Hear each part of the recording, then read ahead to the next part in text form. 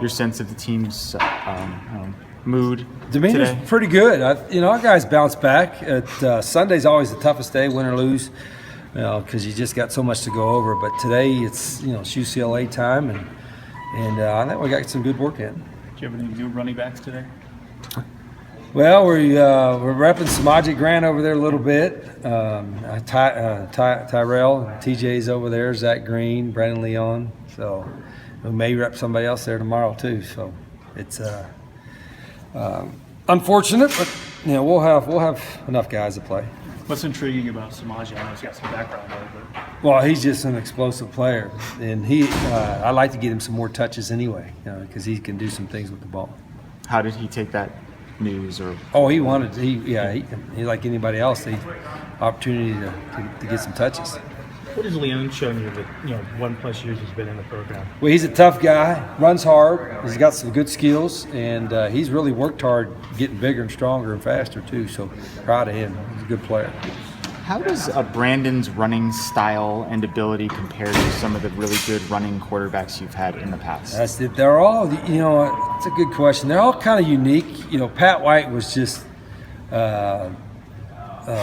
take one step and boy, he's full speed. Denard Robinson was a freak.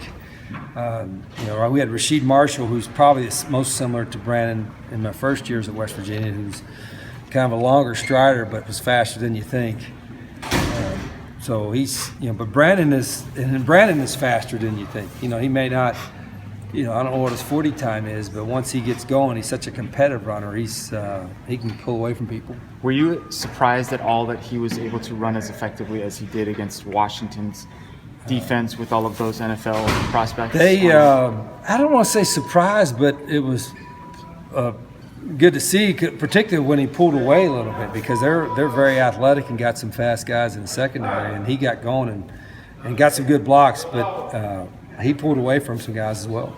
Can you talk about his confidence? He's got a little swagger to him. Yeah, he does. He's never lacked for confidence, but when you play and have some success, and he can play a lot better, trust me on that, but when you play and have some success, that confidence can continue to grow. What he has to do is make sure that he continues to work on his game and the things that he can get better at, and I think it's important enough for him he'll do that. Did he ever lose that? Because obviously he didn't start the season and then he had to maybe rebuild it? Or I don't, and his personality he ever did.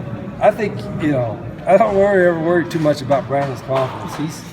He's a Snapchat, Instagram king, I'm sure he gets a lot of likes on whatever he posts. So. And as a quarterback, you kind of need that. Yeah, if you don't have confidence in any position, you'll struggle, but especially that position, because not everything is going to go well. I mean, you got NFL guys throwing picks, so you got to maintain that confidence. But the best way to maintain confidence is to really know what you're doing and study the playbook.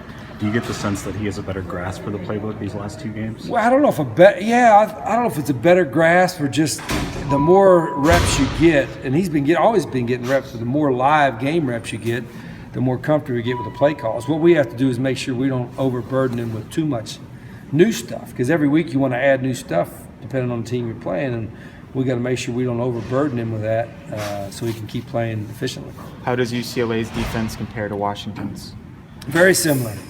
They might be a little faster on the edge. Their secondary is outstanding. They're Professor Vanderdoes and some of those guys up front. I mean, they remind me a lot of Washington. So, but they might be a little faster on the edges.